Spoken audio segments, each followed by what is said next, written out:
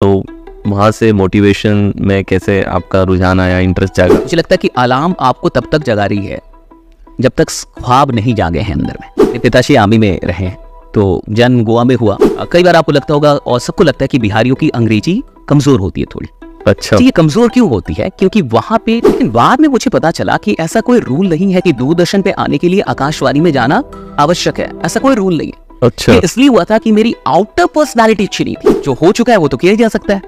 दुनिया में तो वो भी लोग हैं जो वो करते जो आज तक वही नहीं है। तो जो बुरे कमेंट्स लोगों को लगते हैं, अगर उसको भी लेने का नजरिया सही हो तो वो आपको बेहतर तो बना देंगे। सर्किल में भी कई बार ऐसा होता है कि आप कुछ कर रहे हैं और लोग कह रहे हैं आपसे नहीं होगा, या फिर इनकरेज ना करके डिस्करेज कर रहे हैं लोग। तो उस समय आपको 2-3 चीजें क्लियर कर। देखिए, जितनी भी अमीरी की कहानियां हैं वो गरीबी से शुरू होती है। आपको नहीं लगता कि आप एक अच्छे इन्फ्लुएंसर बन सकते हैं, एक अच्छे यूट्यूबर बन सकते हैं, या फिर एक अच्छे कोच बन सकते हैं? इसका क्या मतलब है? आप आके मुझे बोलो कि मैं नहीं कर सकता, साहब मैं आपको सुनूंगा ही नहीं, क्योंकि मुझे 4 लाख याद आएंगे। सचिन आज इसलिए सचिन है क्योंकि उन्होंने पूरी जिंदगी क्रिकेट को दे दी। लता मंगेशकर जी इसलिए लता मंगेशकर हुई क्योंकि वो म्यूजिक को दे दिया पूरा जीवन। मोदी जी इसलिए मोदी जी है क्योंकि पॉलिटिक्स को पूरा जीवन दे दिया। हम और आम लोगों की समस्या क्या है? जिंदगी आपके लिए क्या है? आपको सबसे ज्यादा कौन इंस्पायर करता है? बिग ड्रीम अचीव करने का पहला स्टेप क्या है?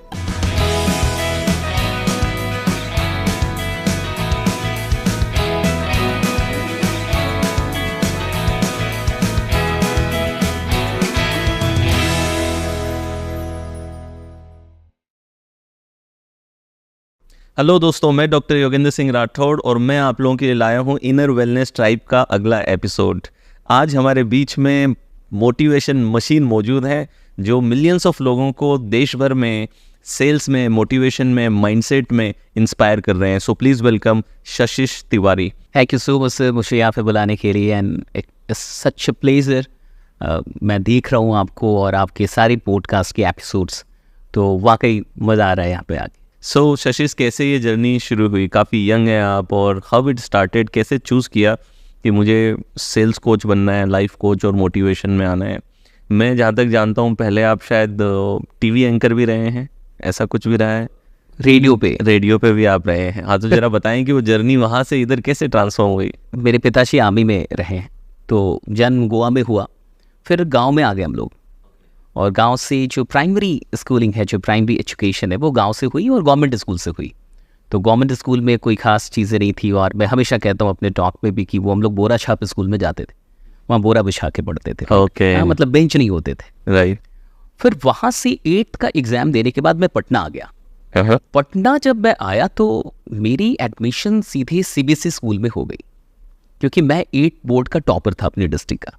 ओके, तो पापा को लोगों ने मोटिवेट कर दिया था कि खतरनाक लड़का है, राइट, अब आप इसे पटना लेके जाइए। And he got motivated somehow, क्योंकि जब लोग आपसे कहते हैं कोई बात तो वो आपको सच लगने लगती है। तो फिर वो मुझे पटना लेके आए और सीबीएसई स्कूल में एडमिशन करा दी। वो इंग्लिश मीडियम स्कूल है। ओके। और इंग्लिश बिहार के अंदर क्या सर, आप जान के हैरान होंगे। और बहुत अच्छी बात है कि इस पॉडकास्ट पे वाईएसआर, डॉक्टर वाईएसआर के पॉडकास्ट से ये बात जाए तो सब लोग जान पाएंगे कि क्या असलियत है। कई बार आपको लगता होगा और सबको लगता है कि बिहारियों की अंग्रेजी कमज़ोर होती है थोड़ी। अच्छा, जी, ये कमज़ोर क्यों होती है? क्योंकि वहाँ पे 10th बोर्ड में इंग्लिश कंपल्सरी सब्जेक्ट नहीं है। ओके। यानी अगर आपको 10th पास करना है तो इंग्लिश में पास होना ज़रूरी नहीं है आपके लिए। आप फेल हो जाइए, आप 100 आउट ऑफ 100 लेके आइए, वो नंबर जुड़ेंगे ही नहीं। जिस विषय के नंबर ना जुड़े वो विषय बच्चा क्यों पढ़ेगा? सही बात है। हम संस्कृत पढ़ जाते हैं, इंग्लिश नहीं पढ़ते, क्योंकि इंग्लिश का नंबर नहीं जुड़ना है। और बच्चे को क्या पता है, वो तो नंबरों के लिए पढ़ रहा है। तो इसलिए इंग्लिश अच्छी नहीं होती हमारी, क्योंकि कोई पढ़ता नहीं है, ध्यान नहीं देता। और आपको जान के हैरानी होगी कि 2023 में हम बैठे हैं और अभी भी इंग्लिश कंपल्सरी नहीं है हमारे। क्या बात है, मुझे नहीं पता था इस बारे में। आपको नहीं पता, ये हिंदुस्तान को नहीं पता, कई बिहार के लोगों को नहीं पता, किसी को नहीं पता। और मुझे कई बार गुस्सा भी आता है कि ऐसा क्यों है, कंपल्सरी कर दो ताकि हम पढ़ ले।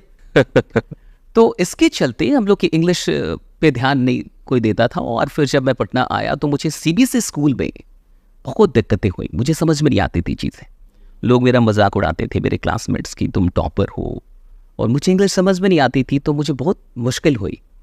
8 से 9 महीने मैंने कंटिन्यू किया, उसके बाद से मुझे ड्रॉप करना पड़ा। मैं पापा के पास गया और मैंने कहा मुझसे नहीं होगा, मैं फेल हो जाऊँगा। और अगर मैं फेल हुआ तो मेरा 1 साल जाएगा, नाक आपकी कटेगी, मिठाई आपने बंटवाई थी, वो पूरे गांव में मिठाई बंटवा दिया था जब मैं 8 में टॉप आया था डिस्ट्रिक्ट टॉपर। राइट। तो उसके बाद से पिताजी को भी ये बात समझ में आई और मैं फिर आ गया हिंदी मीडियम में आ गया, अपनी औकात में आ गया। फिर मैंने 10th की, फिर इंटरमीडिएट की, 12th की, और उसके बाद से इंग्लिश सीखनी शुरू की मैंने। तो मेरे लिए इंग्लिश एक विषय नहीं था, दुश्मन था, युद्ध थी मेरी, कि तू बड़ा ये मैं बड़ा, क्योंकि मैं हार गया था और हारना कबूल नहीं था। राइट। हम गांव से निकले हुए लोग, हम जिद्दी लोग, पहली बार हार गए कहीं, तो मुझे लगा यार इसको हराना है। तो इंग्लिश को हराने के लिए मैं काम कर रहा था और 7 से 8 महीने लगे सर। उसके बाद से I became one of the youngest faculties of English in Patna. क्या मैंने बात पढ़ाना शुरू है, कर दिया। मैं क्या 17 बात साल की उम्र में, जब मैं पार्ट 1 में था तो मैं पढ़ा रहा था। मेरी बैचेज चलती थी, 200-300 लोग की मैं बैच ले रहा था। राइट। और वहाँ से फिर मैं फंक्शनल इंग्लिश में चला गया पटना यूनिवर्सिटी में, और इस तरीके से फिर मैं दूरदर्शन, आकाशवाणी, वो कॉम्पिटिशन्स होते थे तब, तो मैं कविताएं लिखता था, क्या काव्य बात है। प्रतियोगिता। तो कविताएं लिखने का जो शौक था उसके चलते मैं एक तो कंपटीशन में गया। वहां एक बच्चा मुझे मिला जो कहा कि मेरी ये कविता आकाशवाणी से प्रसारित हो चुकी है। अच्छा। तो मुझे लगा अच्छा ऐसा भी होता है क्या, कविताएं रेडियो पे भी आती हैं क्या, मुझे पता नहीं था आज तक। फिर जब ये बात मैंने सुनी तो फिर मैं खुद रेडियो पे गया, दूरदर्शन में गया अपनी कविताएं ले लेके, और फाइनली तब जाके मुझे मौका मिला दूरदर्शन, आकाशवाणी में। और वो भी बड़ा इंटरेस्टिंग है क्योंकि दूरदर्शन में जब मैं गया सर, तो मुझे वहाँ से निकाल दिया गया, गेट से निकाल दिया गया। अच्छा। हाँ, मैं गेट पे गया और मैं कहा कि मुझे कविताएं अपनी यहाँ पे पढ़नी है दूरदर्शन में, और आज तक तो कोई गया नहीं था हमारे ख़ानदान में, पहला आदमी था मैं। तो उसने कहा कि आप आकाशवाणी पे कभी गए? मैं कहा कि नहीं।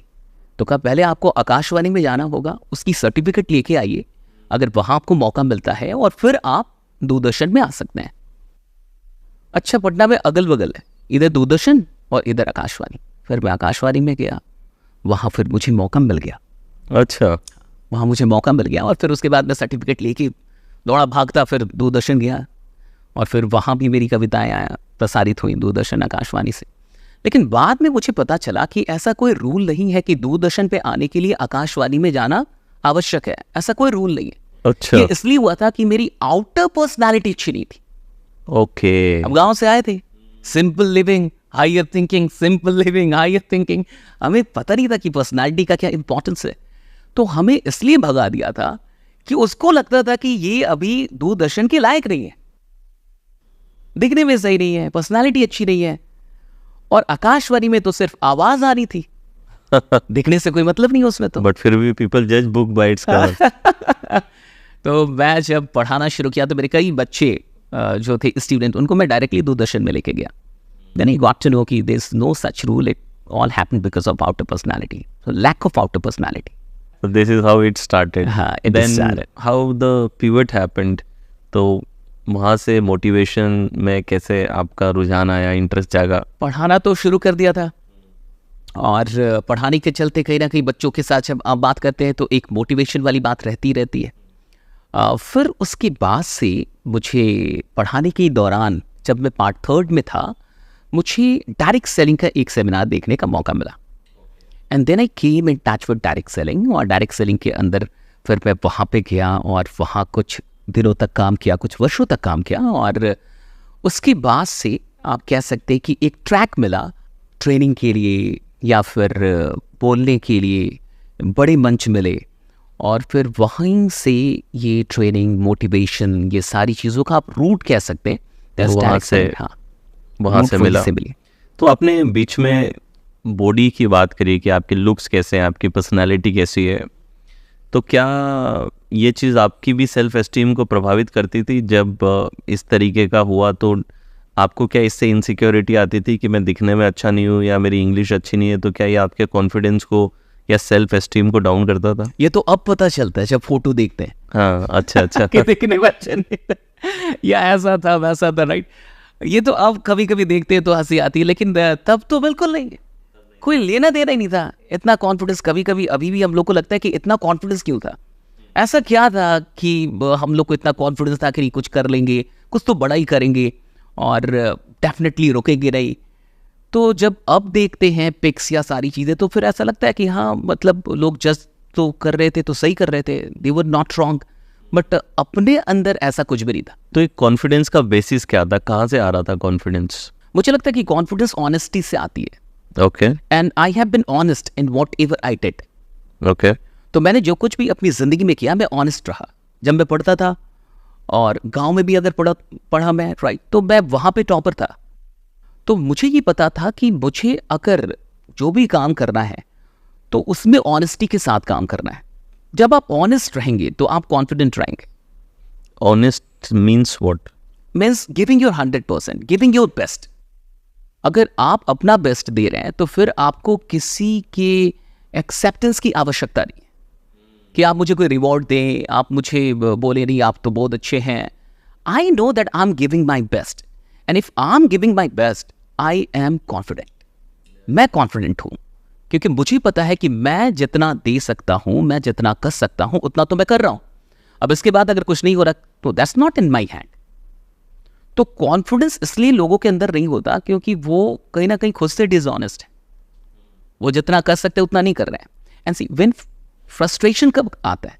जब आपको पता है कि आप कमाल कर सकते हैं और आप नहीं कर रहे हैं। Yes. When you know that you can go beyond your limits and whatever right now you are, उन सबसे आप कहीं परे की चीज हैं और आप जा सकते हैं और ये आप अंदर ही अंदर जानते हैं और आप नहीं कर रहे हैं, देन कम्स द फ्रस्ट्रेशन। तो मैं जिंदगी में कभी फ्रस्ट्रेटेड नहीं हुआ क्योंकि मैंने मेहनत की, मैंने स्ट्रगल किया, लेकिन कभी फ्रस्ट्रेटेड नहीं हुआ, हताश नहीं हुआ। और इसलिए हताश नहीं हुआ क्योंकि मेहनत हमेशा की। तो कोई भी इंसान जो 100% दे रहा है अपनी जिंदगी में वो कभी हताश नहीं होगा, रिजल्ट के मारे तो नहीं होगा। राइट तो उसका अंदर से एक फुलफिलमेंट है कि इन द एंड वो जब अपने आप से पूछ रहा है कि यार मैंने तो अपना बेस्ट दिया ना, वहाँ पे तो कोई क्वेश्चन नहीं था। तो कई लोग जो रिजल्ट देख के डिमोटिवेट हो जाते हैं या दूसरों का अप्रूवल वैलिडेशन चाहते हैं, वो वैलिडेशन ना मिले, तो कहीं ना कहीं उनके अंदर ही ये जो आपने ऑनेस्टी की कमी होती है या इनसिक्योरिटी होती है खुद के अंदर ही, जिसको वो बाहर से अप्रूवल चाह के ख़त्म करना चाह रहे थे, लेकिन जब अप्रूवल नहीं मिला तो वो इनसिक्योरिटी, वो डर और ज़्यादा बाहर आ जाता है। तो कभी डाउट आता था जर्नी में कि जब स्ट्रगल के दिन थे तो कोई कि अपनी कैपेबिलिटी पे कभी सेल्फ डाउट आता था? मुझे आज तक नहीं आया। जब मैं इंग्लिश सीखने गया तो मुझे पता था कि मैं सीख लूँगा। I was like I will do this right and I can definitely achieve it. और मैं आपको बताऊँ कि सब चीज़ों का जड़ मैं मेहनत को मानता हूँ। देयर इज़ नो शॉर्टकट मेरे ख्याल से। एंड हम सब, मुझे लगता है कि इस दुनिया में जितने भी लोग हैं जो आज सच में सफल हैं या फिर महान हैं, उन्होंने कमाल की मेहनत की है। और दुनिया बस उनकी कामयाबियाँ देखती है या फिर जब वो कामयाब हो जाते हैं तब वो कैमरे के सामने दिखते हैं, लेकिन उसके पीछे की पूरी कहानी जो है वो मेहनत से भरी हुई है। तो मुझे कभी डाउट नहीं था, सेल्फ डाउट नहीं था। मैं इंग्लिश सीखने आया तो मुझे पता था कि मैं कर लूँगा, तो मैं बहुत मेहनत करता था। मैं आपको एक छोटी सी बात बता रहा हूँ कि जहाँ मेरी कोचिंग थी वो मेरे घर से इतनी दूर थी कि अगर मैं साइकिल से जाता तो आधे घंटे लगते, 25 मिनट या आधे घंटे, लेकिन अगर मैं पैदल जाऊं तो 1.5 घंटे लग सकते थे। तो मैं साइकिल से नहीं जाता था, मैं पैदल जाता था ताकि मुझे 1.5 घंटे मौका मिलेगा और मैं रोड पे बोलता जाऊंगा, बोलता हुआ आऊंगा। ओके तो मैं प्रैक्टिस करता हुआ जाता था, प्रैक्टिस करता हुआ आता था। तो मैं उस टाइम का भी यूटिलाइजेशन करता था। अब तो मुझे ये लगता है कि अगर कोई भी इंसान मेहनत पे उतर जाए तो उसको सेल्फ डाउट नहीं होगा। सेल्फ डाउट सिर्फ इसलिए हो रहा है क्योंकि अभी तक उसने अपना 100% कहीं भी किसी काम में नहीं दिया है। कोई भी काम आपकी रीच से, आपकी पोटेंशियल से परे तो है नहीं। Anything that you don't know can be learned and what a man has done a man can do. Yes, जो हो चुका है वो तो किया ही जा सकता है। दुनिया में तो वो भी लोग हैं जो वो करते हैं जो आज तक हुआ ही नहीं है। यस, हम तो वो कर रहे हैं जो हो चुका है लगभग। मैक्सिमम तो ऐसे ही है। अब हमें इंग्लिश सीखनी थी और दुनिया सीख चुकी थी, कई लोग सीख चुके थे। हमें पढ़ाना था, दुनिया पढ़ा चुकी थी, हमें भी पढ़ाना था। हम डायरेक्ट सेलिंग में आए, मंच पे जाना था, कुछ बड़ा करना था, टीम बनाना था, कर चुके थे सब। तो मैक्सिमम काम हम क्या कर रहे हैं? जो पहले से हमसे भी बेहतर लोगों ने कर दिया है और हमसे गए गुजरे लोगों ने कर दिया है। तो जब हमसे गए गुजरे लोग वो सब कर चुके हैं जो हम करना चाहते हैं, फिर सेल्फ डाउट किस बात का? हाँ, आप कुछ ऐसा इन्वेंशन करने वाले हैं, आप अल्बर्ट आइंस्टीन हो गए हैं, आप कुछ खोज रहे हैं, आप थॉमस अल्वा एडिसन हो गए, कुछ खोज रहे हैं, तब सेल्फ डाउट हो भी सकता है कि यार अब तो 10,000 बार फेल हो गए, बल्ब बनेगा कि नहीं बनेगा। लेकिन वो तो 10,000 बार फेल होने के बाद भी उनके पास सेल्फ डाउट नहीं आ रहा। तो वो काम जो पहले से इस दुनिया में हो चुका है उसके लिए सेल्फ डाउट क्यों क्रिएट करना? Nice, very simplistic approach. Like कई बार हम कॉम्प्लिकेट कर देते हैं चीज़ों को। अगर ये देखें तो आई थिंक लोगों को बड़ा। आपकी स्टोरी सर, आप खुद इतने इंस्पायरिंग, मैं आपको 3 साल से देख रहा हूँ, और 3 साल नहीं, मैं कई वर्षों से, राइट, हमने पहले आपको नासिक में सुना था, और वो दिन और वो कन्वेंशन और वो auditorium, the mover and shaker, तो वो भी याद है आप उस मंच पे, और आपने रुला दिया था सबको। उस समय से हम लोग आपको देख रहे हैं, और वहाँ से और पिछला जो 3 साल वहाँ से भी हम लोग आपको देख रहे हैं। तो कमाल की जर्नी आपकी रही है, और मुझे लगता है कि आप खुद एक एग्जाम्पल हैं कि कैसे hard work, consistency and a focused approach इंसान को इस लेवल तक लेके आ सकता है और डॉक्टर YSR बना सकता है। बहुत ब्यूटीफुली सम अप आपने किया कि जो कंसिस्टेंसी, फोकस और हार्ड वर्क, ये तीनों एक्चुअली बहुत ही इंपॉर्टेंट चीज़ है। इनफैक्ट आप यूट्यूब पे भी बहुत वीडियोस बनाते हैं और कंसिस्टेंटली वहाँ पे भी काम करते हैं। तो ये जो सोशल मीडिया और कंटेंट क्रिएशन की जो जर्नी है वो कैसे शुरू हुई और उसमें कैसे कंसिस्टेंसी मेंटेन करते हैं आप? एक्चुअली मैं डायरेक्ट सेलिंग में जब था तो एक वक्त पे आके मैंने डायरेक्ट सेलिंग क्विट कर दी, क्योंकि मेरे जो विचार थे, मेरी जो फिलॉसफी थी, वो कई बार मालिकों की फिलॉसफी से मैच नहीं हो रही थी, मिसमैच चल रहा था। राइट। तो मेरा दर्शन बहुत स्ट्रांग था, मैं इसे बहुत ही आध्यात्मिक तौर पे देखता हूँ, और उस तरीके से वो मैच नहीं कर रही थी। तो एक कहीं ना कहीं इनर कॉन्फ्लिक्ट था कि कुछ गड़बड़ है, मतलब हम जो सोच रहे हैं वो नहीं हो रहा। Right, right. तो कुछ बैड एक्सपीरियंस के चलते पर्सनल मैंने फिर क्विट किया, और इन 2016 और 17 perhaps I went to Bhagalpur. Okay. सबको छोड़ के, हजारों की टीम, 5 साल की मेहनत, और मैं वो बंदा था जिसको UPSC करना था। अच्छा। मैं अपने यूनिवर्सिटी का टॉपर, मैं अपने क्लास का टॉपर रहा हूँ, तो मैं फोकस था कि हम UPSC कर लेंगे या कुछ ऐसा कर लेंगे। उन सब चीज़ों को छोड़ के एक आदमी जाता है डायरेक्ट सेलिंग में। मैं पढ़ा रहा था, और पढ़ाना छोड़ के, और मैं रोड पे था। वो जो लोग कहते हैं ना, मैं रोड पे आ गया, लिटरली मैं आया कि मैं बोर्ड पे पढ़ाता था, और वो AC क्लासरूम छोड़ के, और मैं आ गया कि सर अभी आप क्या कर रहे हैं, संडे को ये हो रहा है, ये हो रहा है, like on the road, and I was doing invitation. और मैं अपने सेशंस में, ट्रेनिंग सेशंस में बोलता हूँ कि मैंने जितनी इन्विटेशन अपनी ज़िंदगी में की है शायद ही किसी ने की होगी। पटना का कोई गली, चौक, चौराहा ऐसा नहीं होगा जहाँ मैंने खड़े होके और लोगों को अननोन इन्विटेशन ना किया हो। राइट। इतना अधिक किया मैंने। 2 दिन जो मेरे साथ चलता था उसको बुखार हो जाता। मैं सुबह 6 बजे निकलता था, रात के लगभग 12-1 बजे आता था। तो जब मैं छोड़ के फिर मुझे लगा कि फिर क्या करें, तो टीचिंग थी अपने हाथ में, वो तो ब्रह्मास्त्र है। तो हम पहुंच गए भागलपुर में, और 7 बच्चों से मैंने पढ़ाना शुरू किया। अगले 6 महीने में भागलपुर का एक टाउन हॉल है, उसमें हम लोग सेमिनार कर रहे थे अपनी कोचिंग की। क्या बात है। हाउसफुल 1200-1300 बच्चे। खतरनाक तरीके से हाथ जोड़ना पड़ा मैं कि अगली बार आइएगा। क्या बात है। तो ये जर्नी रही, लेकिन उसके बाद से जो नॉलेज थी, जो एक लगाव था डायरेक्ट सेलिंग से, वो कहीं ना कहीं अंदर में था। मैं एडवोकेट था डायरेक्ट सेलिंग का, मैं कभी नेगेटिव नहीं था इस पद्धति से, इसके दर्शन से। तो फिर मुझे लगा कि जो नॉलेज मेरे पास है, जो दर्शन मेरा है, जो अनुभव मेरे पास है, मुझे उसे शेयर करना चाहिए। And then we created a channel on YouTube, और यूट्यूब 2018 के नवंबर में हम लोगों ने एक चैनल शुरू किया, वहीं भागलपुर से। राइट।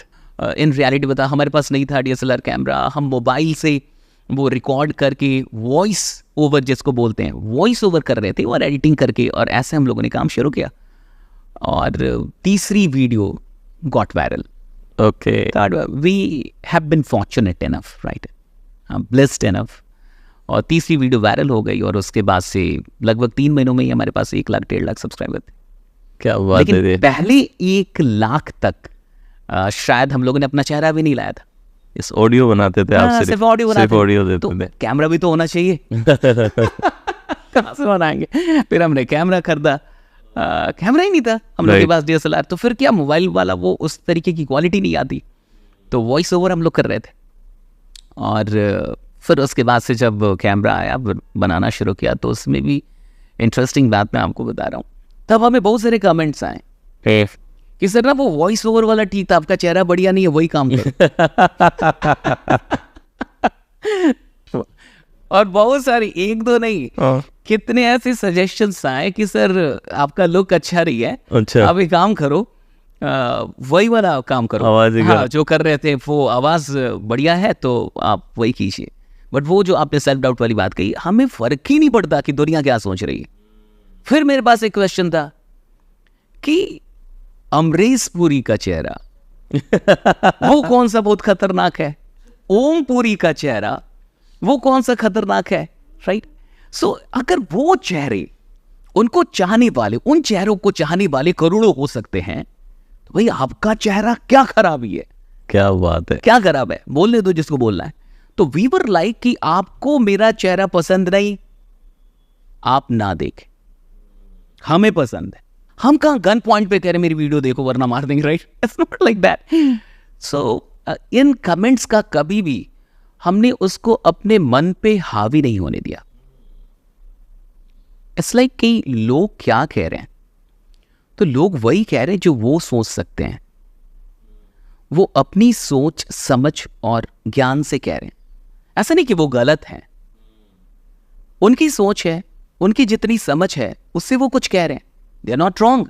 मैं आपको ये भी कहूं कि बहुत सारे जो क्रिटिसिज्म है या फिर जो नेगेटिव कमेंट्स बोल लीजिए, उसको हम लोगों ने अच्छे ढंग से लिया, पॉजिटिवली, और हमने खुद में सुधार किए कि ऐसे मत करो या ऐसे मत बोलो, लाइक इस तरीके से। तो हमने किया, तो जो कंस्ट्रक्टिव जो कंस्ट्रक्टिव, हमने उसको अच्छे इंटेंशन इंटेंशन से बना के कि नहीं ये सही बोल रहे हैं, हम लोग थोड़ा ऐसा गलत कर रहे हैं, तो हमने उससे हमें बहुत हेल्प हुआ।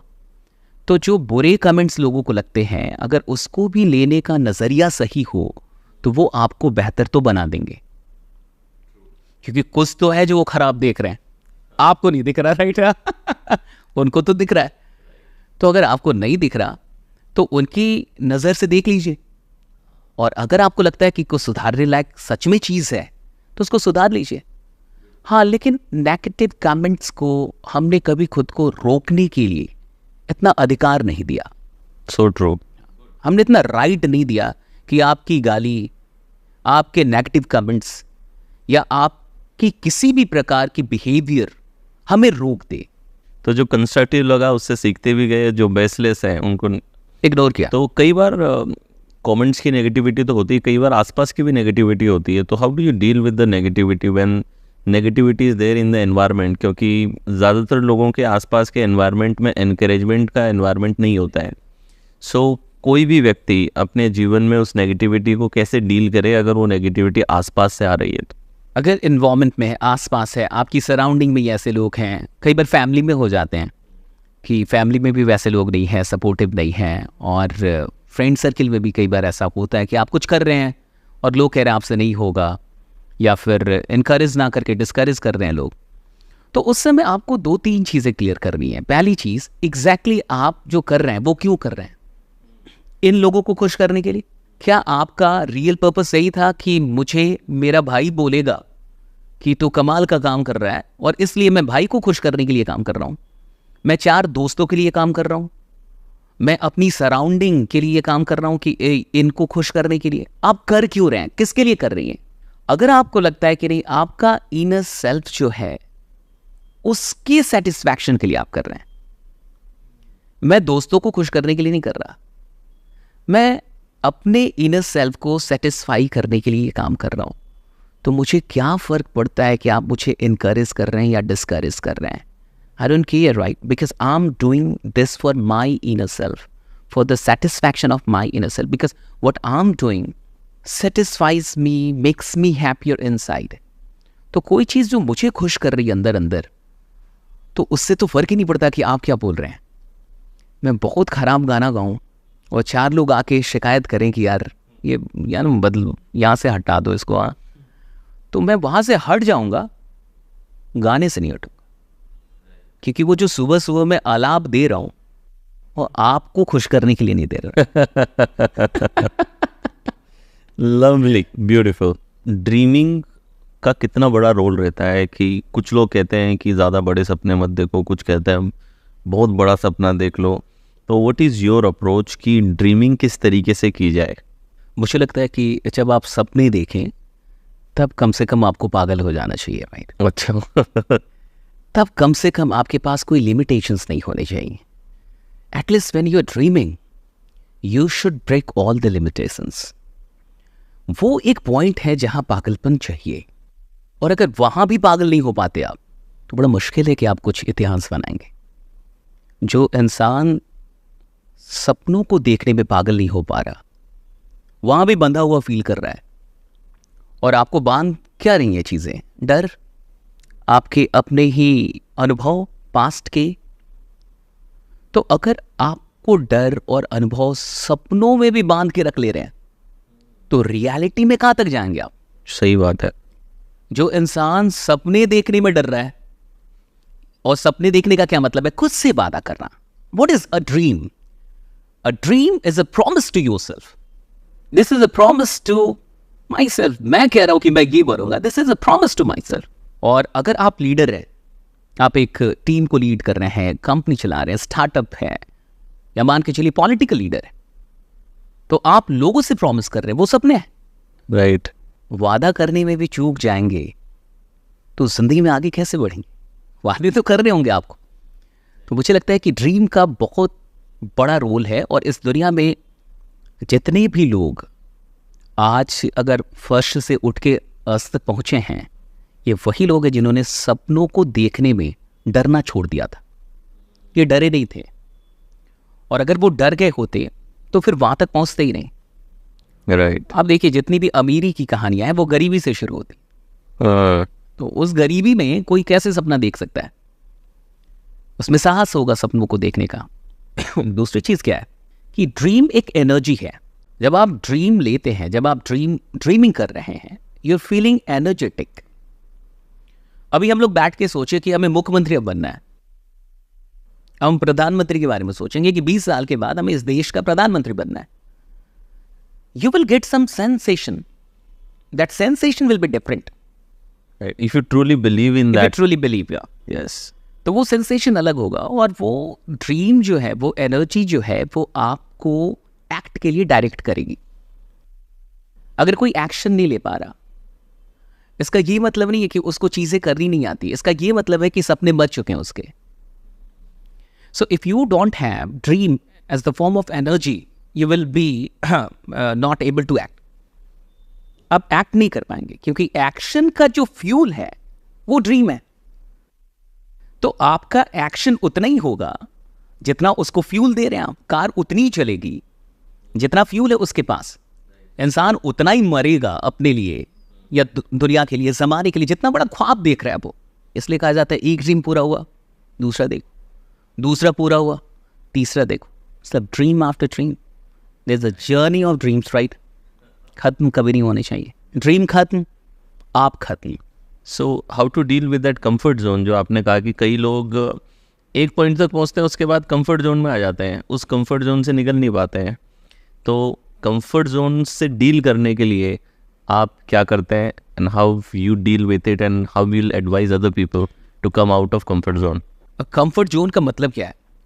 मतलब जब आप फिजिकली या मेंटली किसी भी प्रकार से कोई पेन फील नहीं कर रहे, आपको स्ट्रेस नहीं हो रहा, लाइक ना फिजिकली और ना मेंटली, तो आप कंफर्ट जोन बोल सकते हैं कि मैं कंफर्ट जोन में रह के काम कर रहा हूँ। सही बात है। ठीक है।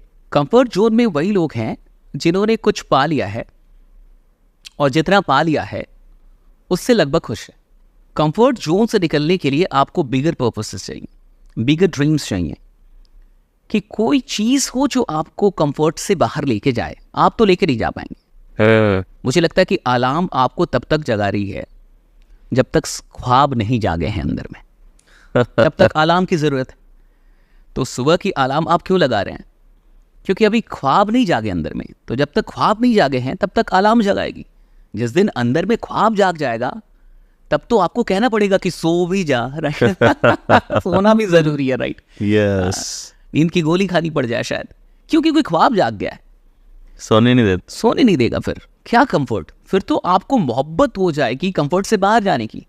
तो कहीं ना कहीं मुझे लगता है कि कंफर्ट में वो लोग हैं जिनको अपने काम से और किसी बड़े पर्पस से अभी तक मोहब्बत नहीं हुई है। अगर मोहब्बत हो जाती तो वो कंफर्ट में नहीं रहते। शाहरुख खान कहते हैं कि मैं फ्लाइट से जर्नी करता हूं तो वो सीट भी वो पीछे लेके नहीं जाता, ऐसे ही रहता हूं। ये कौन लोग है भाई? इन्हें क्या पड़ी हो, कहते कि नहीं आराम नहीं करना है, लाइक। तो आज इतना काम कैसे कोई कर सकता है? क्या बात है। क्योंकि वो पैसों से जुड़ा ही नहीं है। हमें लग रहा है पैसों से जुड़ा है, वो जुड़ गया काम से। और जो इंसान काम के अंदर मोहब्बत को प्राप्त कर ले, वो क्या कंफर्ट, वो तो काटेगा कंफर्ट उसको। आप बहुत अच्छे एक्टर हैं और हम आपसे बोले कि ये दुकान रही, इस दुकान में आपको रोज बैठना है। एक्टिंग में कितने कमा रहे हैं अभी आप? आपने बोला 1 करोड़ रुपए कमा रहा हूं हर साल का। हम क्या 10 करोड़ देंगे आपको? 10 करोड़ सालाना मिलेगा, एक्टिंग नहीं करनी, दुकान में बैठना है। हाँ। वो एक्टर आपको लगता है बैठेगा जिसको सच में एक्टिंग से मतलब मोहब्बत है? नहीं बैठेगा। वो कहेगा मैं 10 साल स्ट्रगल करूंगा, मैं 20 साल मर जाऊंगा एक्टिंग में, yes. मैं उधर ही सड़ जाऊंगा, मैं थिएटर में रहूंगा, नहीं जा पाया अगर बॉलीवुड के अंदर बड़े पर्दों पे, तो थिएटर के मंच पे मरूंगा, लेकिन ये 10 करोड़ नहीं चाहिए, मुझे एक्टिंग चाहिए। So if somebody is feeling that he is being trapped by this particular thing, comfort zone, it means that he needs to check his love for his work. तो ये पैशन कैसे ढूंढे इंसान? ये बहुत सवाल बहुत सारे लोगों से मैं पूछता हूँ, ताकि क्योंकि बहुत डिफ़िकल्ट है इसको आंसर करना। तो what is your take on this कि ये जो पर्पस की आपने बात की, कैसे मिले इंसान को अपना पर्पस? क्योंकि कुछ लोगों को बहुत कम उम्र में पता चल जाता है कि ये मेरा पर्पस है, लेकिन बहुत सारे उन्हें पूरी ज़िंदगी लग जाती है ढूंढने में कि वो क्या चीज़ है जिससे मेरे अंदर के तार बजते हैं। अधिकतर लोगों को उनका जो पैशन मिला वो कुछ दूसरे लोगों को कुछ करते हुए देख के मिला। ओके। आप कई लोगों की कहानियां पढ़ेंगे, जब कई ऐसे एथलीट्स हैं जिन्होंने किसी और को खेलते हुए देखा और उनको लगा कि आई बिलोंग टू दिस, ठीक है, मैंने आपको बोलते हुए सपोज करा और मुझे लगा कि नहीं आई बिलोंग टू दिस। हमारी जो सराउंडिंग है, हम कहाँ हैं, कैसे लोगों के बीच में हैं, क्या देख रहे हैं, वहाँ से आपको अपना कहीं ना कहीं पैशन मिल तो जाता है, आप विश्वास नहीं कर पाते, रिकग्नाइज नहीं कर पाते, या कई बार आप उसे इग्नोर कर देते हैं। ऐसा कोई नहीं है जो ये ना अभी तक समझ पाए कि मुझे पसंद क्या है। मैं आपसे पूछा आपको क्या पसंद है, आप बता सकते हैं कि चाय पसंद है या कॉफी पसंद है, right? It's not so tough.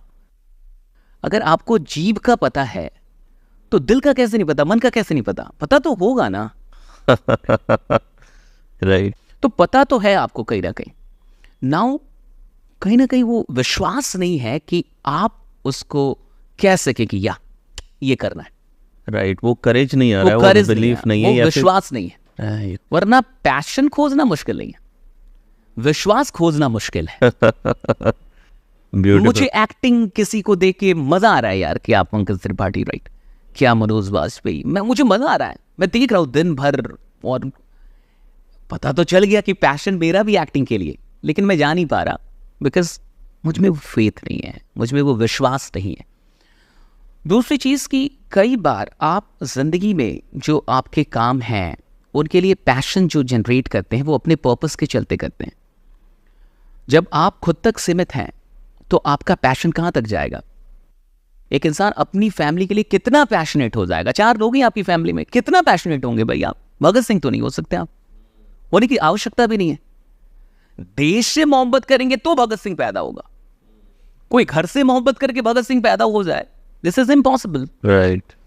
तो अगर आपका जो पर्पस है वो सीमित है, उसकी परिधि बहुत छोटी है, तो पैशन ही जनरेट नहीं होगा मेरे ख्याल से। Have you ever seen people doing jobs with so much passion कि मैं तो जॉब कर रहा हूं, मुझे मजा ही आ जाता जॉब करने में, राइट। आपको 100 में एक इंसान गलती से मिल सकता है, अदरवाइज मंडे तो होते होते लोगों की आत्मा कांपती है कि आज मंडे हो गया। They are happy on Fridays. सबसे ज्यादा हार्ट अटैक्स मंडे को है। रिसर्च है ये रिसर्च है। तो इसका क्या मतलब है कि पैशन जो चीज है ना, वो बहुत कमाल की चीज है, वो एक गिफ्ट है, ब्लेसिंग है। ये ब्लेसिंग सबको तब मिलेगी जब वो अपनी सोच की परिधि को बड़ा करेंगे। अगर आप अपनी सोच की परिधि को बड़ा नहीं कर सकते, एंड हियर आई मीन कि सेल्फ से ऊपर सोचना, स्वार्थ से ऊपर सोचना, जब आप स्वार्थ से ऊपर सोचेंगे तो जुनून पैदा होने लगेगा। अच्छा, जो एथलीट्स हैं ये सिर्फ अपने काम के लिए पैशनेट नहीं है सर, ये इसके लिए भी पैशनेट है कि इंडिया का ना वो झंडा मुझे लहराना वहां। Right. They have love for nation. वरना ध्यानचंद बिक ना जाते। हिटलर ने तो खरीदने की कोशिश की थी। राइट। उन्होंने तो कहा था कि आ जाओ, तुम तो वहां कुछ भी नहीं हो, यहां ये बना देते, ये बना देते, बड़ा पद दे देते हैं। तो वो तो नहीं बिके क्योंकि उनको अपने देश से मोहब्बत थी। कुछ बहुत प्यारा सा डायलॉग कहा था ना। हाँ, कि उन्होंने कहा था कि देश मेरे लिए क्या करता है और मेरे लिए क्या कर रहा है, इससे भी बड़ा क्वेश्चन है कि मैं अपने देश के लिए क्या कर रहा हूँ। देश हमारे लिए क्या कर रहा है ये उतना इम्पोर्टेंट नहीं है जितना कि ये है कि मैं अपने देश के लिए क्या कर रहा हूँ। राइट। तो पैशन सर उन्हीं लोगों में आएगा जो खुद से बाहर थोड़ा सा निकलेंगे। तो यहाँ पे एक और चीज़, विश्वास की हमने बात की, तो what is the role of belief. कैसे इंसान बिलीफ पैदा करे, क्योंकि बहुत सारे लोग मैंने देखे कि एक्चुअली ये ट्रुथ है कि लैक ऑफ बिलीफ रहता है, विश्वास नहीं रहता उन पे। चाहे आप तो सेल्स पे भी कोचिंग करते हैं, तो इवन सेल्स में भी हम देखते हैं कि sales is also a game of belief. Whatever you do in your life, it's a game of belief. So what is the role of belief in success and how one can cultivate belief. कैसे पैदा किया जाए अगर नहीं है तो। मैं आपको एक इंसिडेंट बता रहा हूँ। मैं एक इंटरव्यू देख रहा था और शायद या टॉक था उनका, नवाजुद्दीन सिद्दीकी का। अच्छा। तो उन्होंने कहा कि जब मैं शुरू में गया मुंबई गया और मैं बोल रहा था कि मैं एक्टर हूँ, तो लोग बोलते कि तुम एक्टर हो। कि जब मैं ऑडिशन देने जाता था या वहाँ जब मैं मिल रहा था लोगों से, तो किसी को विश्वास ही नहीं होता था कि मैं एक्टर हूँ। And people used to have some other perception of actor. Bollywood में तब एक अलग परसेप्शन था एक्टर होने के लिए, आप स्मार्ट होनी चाहिए, आपकी बॉडी होनी चाहिए। और नवाजुद्दीन सिद्दीकी जाके बोल मैं एक्टर हूँ, तो अच्छा सच में ये वाली बात। उन्होंने कमाल की बात की वहाँ। उन्होंने कहा कि तब उस वक्त जब कोई मुझ पर विश्वास नहीं कर रहा था, तो मुझे लगातार रिजेक्शंस मिल रहे थे। तब उस वक्त भी मुझे इसलिए विश्वास था क्योंकि मुझे अपने एजुकेशन पे विश्वास था। Okay.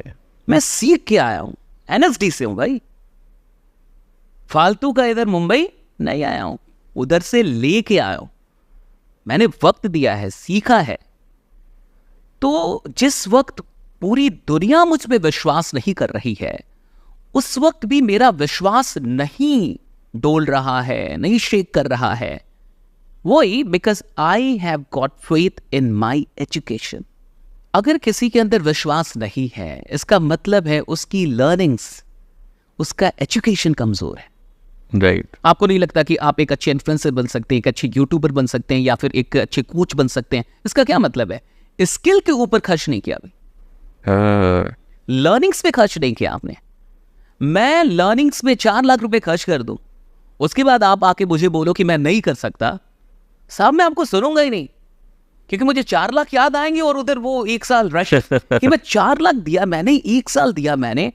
And if I have been honest over the year, right, in learning the things, right, जो चीजें मुझे मेरे मेंटर्स ने बताई, कोचेस ने बताई, और मैंने सीखी है और अप्लाई भी करना, और अप्लाई किया है, और मुझे पता है कि नहीं यार मुझ में है वो चीज, तो डेफिनेटली आज नहीं तो कल दुनिया को भी पता चल जाएगा। सो विश्वास के लिए मुझे लगता है कि पहली चीज आपको जो कल्टिवेट करनी होगी, that is education.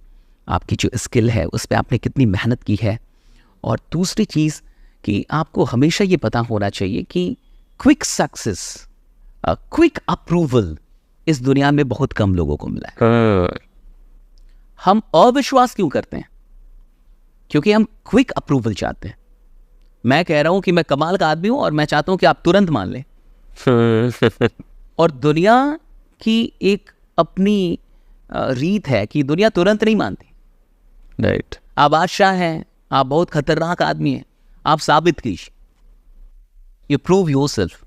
Before we move to the rapid fire, right, successful होने के लिए any 3 to 4 things that you want to give to our audience, कि किसी भी फील्ड में अगर सफलता चाहिए तो 2-3 ऐसी बातें हैं जो फॉलो करनी ही चाहिए।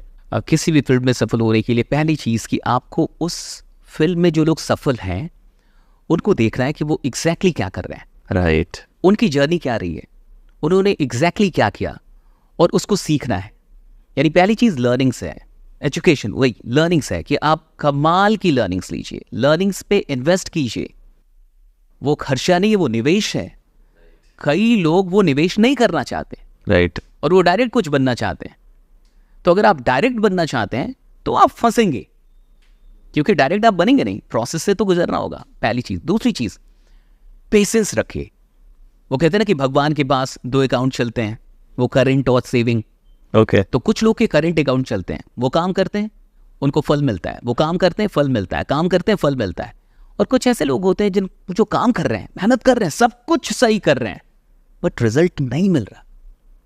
मेहनत कर रहे हैं, रिजल्ट नहीं मिल रहा, मेहनत कर रहे हैं, रिजल्ट, सब कुछ सही कर रहे हैं, बट रिजल्ट नहीं मिल रहा। उनका सेविंग अकाउंट चल रहा है। जिस दिन मिलेगा सूद समेत मिलेगा, इंटरेस्ट के साथ मिलेगा। क्या बात सो है। पेशेंस आपके पास होना चाहिए। And third thing, never give up. छोड़िए मत, कुछ भी हो जाए, और एक फील्ड को अपनी जिंदगी दीजिए। मैं ये कहना चाहता हूं, give your life to one field, to one area, to one subject.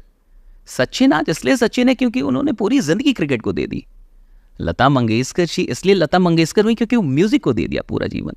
Modi ji इसलिए मोदी जी है क्योंकि पॉलिटिक्स को पूरा जीवन दे दिया। हम और आम लोगों की समस्या क्या है, हम थोड़ा थोड़ा सब करना चाहते हैं। थोड़ा ये भी करा लो, थोड़ा ये भी कर लेते हैं, थोड़ा ये भी, and we are means ready to change, to shift our field, कि तुरंत तुरंत बदल देंगे। इसमें नहीं मिल रहा ये करते हैं, इसमें नहीं मिल रहा ये करते हैं। तो आप लीजेंड्स तो कभी नहीं बनेंगे, क्योंकि लीजेंड वही है जिसने अपनी लाइफ को एक चीज को समर्पित कर दिया कि ये जिंदगी यही करूंगा। राइट, अगले जन्म में आइए आप दूसरे काम के लिए, अभी यही करूंगा। तो ब्यूटीफुल। जब इस प्रकार का जिद होता है आपका, तो यूनिवर्स आपके सामने झुक जाती है। सपोर्ट करने बना लगते दो हैं। ना एक्टर इसको यार, छोड़ो। राइट, ये कह रहा है यही मरूंगा। कहते हैं ना that universe always fall in love with a stubborn soul. क्या बात है, क्या बात है, ग्रेट।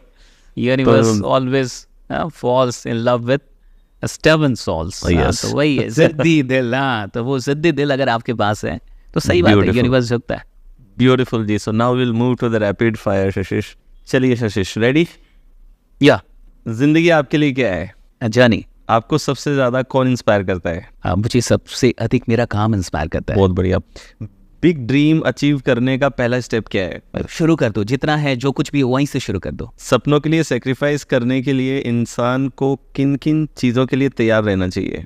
सब कुछ। अगर आपके पास एक ऐसा गोल है जिसके लिए आप सब कुछ सेक्रीफाइस कर सकते हैं, यहाँ तक कि खुद को भी, अपनी जिंदगी को भी, तो समझिए आप ब्लेस्ड हैं। अपने पैशन को फॉलो करें या रिस्पॉन्सिबिलिटी पूरी करें? अगर आप अपने पैशन को फॉलो करेंगे तो ये सबसे बड़ी रिस्पॉन्सिबिलिटी ही यही है। सेल्फ मोटिवेटेड रहने के लिए एक चीज जो आपके पास हमेशा होती है, हैबिट्स। फॉर एग्जाम्पल, अगर आप मान के चलिए कि आप 1 घंटे किताब पढ़ते हैं और इससे आपको ये फील आता है कि मैं कमाल का इंसान हूँ, तो सुनिए 24 घंटे में कुछ भी कीजिए, 1 घंटे पढ़ लीजिए, क्योंकि उससे आपको फील आता है कि मैं कमाल का इंसान हूँ। आपकी जर्नी की सबसे खूबसूरत बात क्या है? मैं रुका ही नहीं। I never stopped. मैं कभी रुका नहीं, मैं कभी डिप्रेस नहीं हुआ। ऐसा नहीं कि समय हमेशा अच्छा रहा, लेकिन मैं रुका नहीं, मुझे रुकना नहीं आता। I was involve in doing something. आपके बैकग्राउंड से आने वाले लोगों के लिए एक message. You can do anything right, have faith in yourself. सही टीम मेंबर चूज करने के लिए 3 ग्रीन फ्लैग्स क्या है?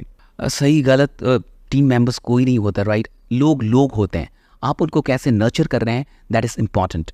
हर इंसान अच्छा होता है, शराब पीने वाला अच्छा है, सिगरेट पीने वाला अच्छा है, राइट। उसमें करेज है, उसको पता है कैंसर होगा, फिर भी पी रहा है। करेज तो है, उसको डायरेक्शन आपको देना है, राइट। मैं किसी इंसान को खराब नहीं मानता, राइट। मैं तो, मुझे सब कमाल के लगते हैं। आपके पास वो क्षमता होनी चाहिए कि डायरेक्शन बदल दो उसका, चेंज द डायरेक्शन। एंटरप्रेन्योर बनने के लिए कौन सी 3 वैल्यूज सबसे इंपॉर्टेंट है? सबसे पहली चीज़ कि आप लोगों से मोहब्बत करते हो, आप लोगों की फिक्र करते हो, आप जो कुछ भी लेके आ रहे हैं उसका केंद्र लोग हैं, राइट। दूसरी चीज़, आपको चेंज लेके आना चाहते हैं, आप वही नहीं करना चाहते जो हमेशा से किया जा रहा है। You want to bring something innovative, something new. और तीसरी चीज़ कि आपके पास कमाल का करेज होना चाहिए ताकि आप रिस्क ले पाएँ। अगर आप रिस्क नहीं लेंगे तो एंटरप्रेन्योरशिप से आप बहुत दूर है भाई। दोस्ती आपके लिए क्या है? मेरे लिए दोस्ती है कि हम अंदर से जुड़े हुए हैं और अंदर से एक दूसरे की फिक्र करते हैं। फिक्र ये भले ही पार्टीज में अवेलेबल नहीं है लेकिन परेशानियों में अवेलेबल रहेंगे। क्या बात है। सच ए ब्यूटीफुल थिंग, राइट। हाँ, अपने 18 साल के सेल्फ को क्या एडवाइस देना पसंद करेंगे? मुझे लगता है कि और किताबें पढ़ना चाहिए था, राइट। और किताबें पढ़ते तो और आगे रहते और अच्छा करते, राइट। किताबें Lovely. पढ़ना था।